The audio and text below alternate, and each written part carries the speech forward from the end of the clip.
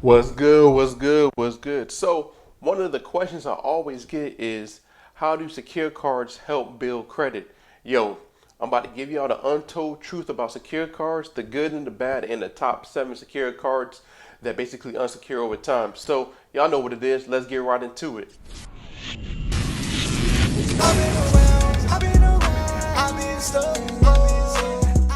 Welcome back to the #1 credit educational channel. Hey, my name is Dave, where I show you how to remove negative items off your credit report, how to build relationships with banks, and how to get to that money.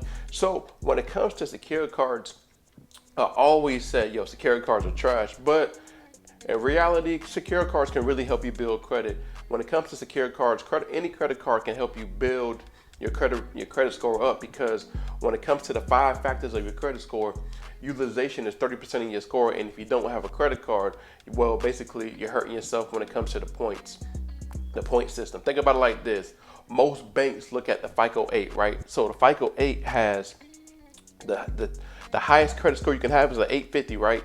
And the lowest credit score you can have is a 300. So 850 minus 300 is what? 550 points. I always talk about this. 550 points to play with.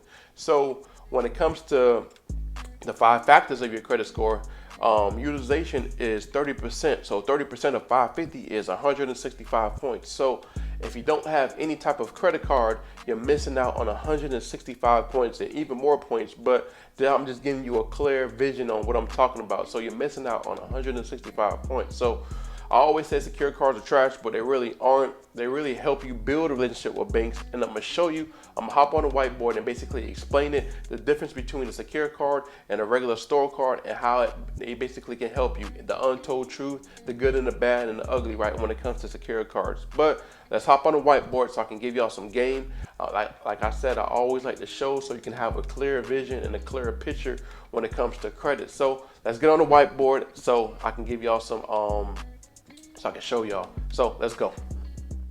What's good? What's good? What's good? So when it comes to secure cards, they really help you build relationships with banks. They really help you overall. But when I say that it was trash, was because of they really they kind of hurt you in the long term, and the money you got to put up front versus the money you got to put up front for a store card, the store card can kind of help you. And I'm basically going to break it down. So what I mean by that is a secure card, most people put up $200, right? $200. And what's going to happen is when you put up that $200, your credit limit is going to be what? $200. So, and a report to all three. Versus a store card, let's say you had a Navy Federal secure card. Sorry, Navy Federal secure card. And versus a store card, if you had My Jewelers, MJ. A My Jewelers store card is it's a store credit card, and it basically it's a jewelry account. So it's a jewelry store card. So most people put up $150, right? When it comes to this, so it's $100 to sign up, which there's a little annual thing, the membership thing, and then you got to spend $100 at the store, but they finance the 50% of the store for cost. So you're paying 150, and they give you a $5,000 limit, and they report to 2.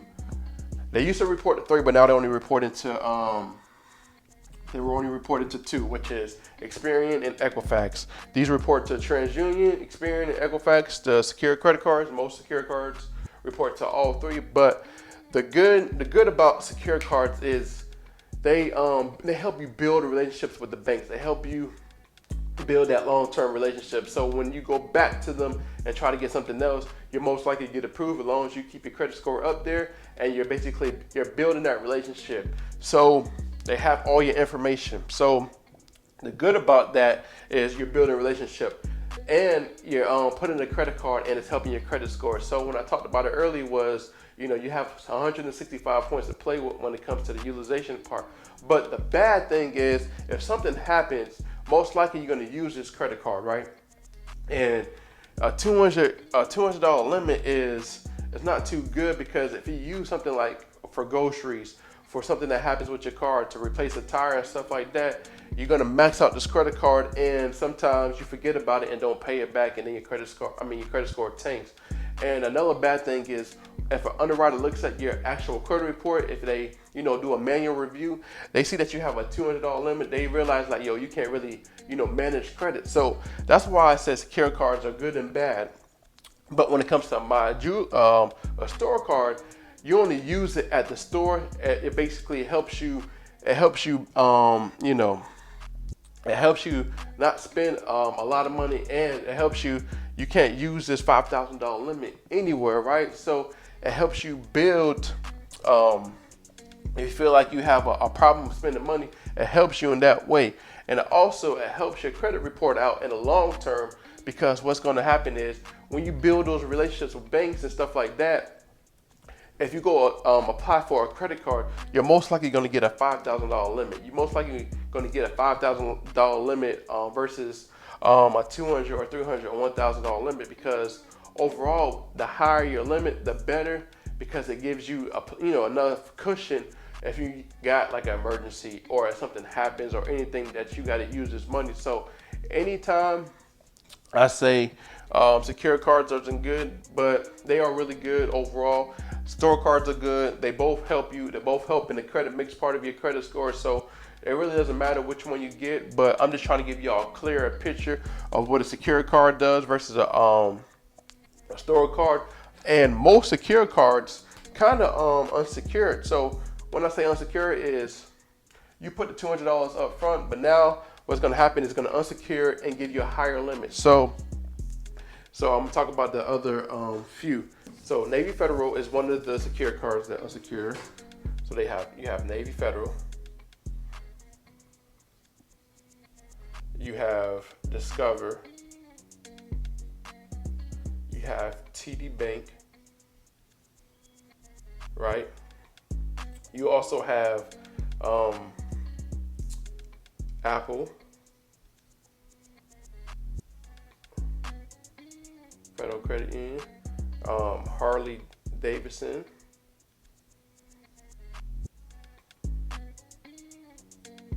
you also have credit card. You also have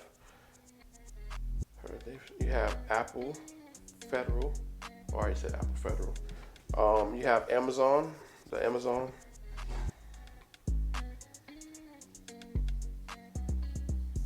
And then you have one more, Bank of America.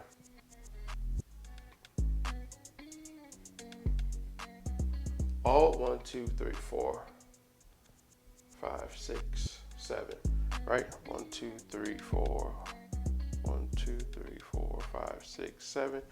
All these credit cards unsecured. So you can go to any one of these credit cards and apply for them, put up $200, and they'll unsecure over time. So when it comes to credit, when it comes to unsecured, it helps you long term. So it helps you overall. So they will give you like a $2,000, $3,000 limit depending on each bank. But most banks give you about $2,000, $3,000 limit. So it helps overall, but you gotta be consistent. You gotta be disciplined. And you gotta be able to pay back the bank, and then they're gonna unsecure over time. They just want to see how you do with the $200 limit, and then over time they give you a $2,000, $3,000 limit. With a store card, they give you a $5,000 limit up front. It just helps you much quicker, much faster if you're trying to get credit cards and trying to get $50,000 and $100,000 in funding. So that's the difference between the two. I hope you got a clearer vision. I hope you see it better when it comes to credit cards and how they can help you build your credit up. But either or, they work. It just one works faster when it comes to getting funded and one doesn't. So hope that helps you out. I really appreciate y'all for watching this video. Please like and subscribe if you found this information interested. And if you have any questions or any comments or any concerns about anything about credit, just drop them in the comments, and I'll answer them. I'm always on there answering your comments. So I'll see y'all in the next video. Thank y'all. Remember, y'all need one deletion away to get into your ultimate credit score. So no days off. Let's get it.